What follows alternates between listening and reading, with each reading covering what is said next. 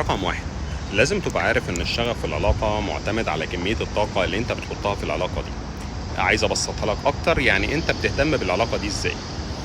خلي بالك ان في قانون اسمه قانون الانفصال التلقائي، وهو قانون تقدر تطبقه على اي حاجة في حياتك مش بس العلاقات.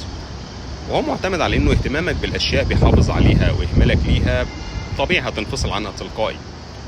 فطول ما انت مهتم بالعلاقة دي هتنجح وهتقدر تكمل.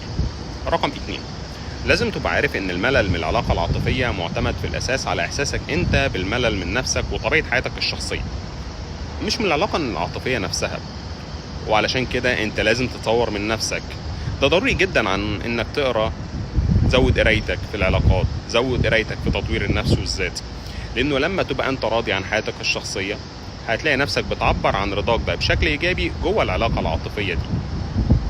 رقم 3، ما تفكرش نفسك طالما انك دخلت العلاقة دي انك كده بقيت فاهم كل التفاصيل العلاقة وفاهمها تماما.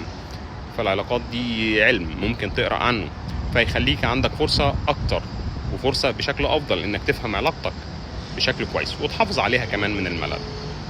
رقم 4، تعلم تعبر عن نفسك بشكل كويس. خليك دايما صريح مع الطرف التاني، حتى لو ان في اشياء بتضايقك اتعود تبقى صريح وتوضحها، لان تكرار تراكم الضغوطات من غير ما تتكلم فيها مع الطرف التاني هيخليك تزهق ومشاعرك اكيد هتبرد.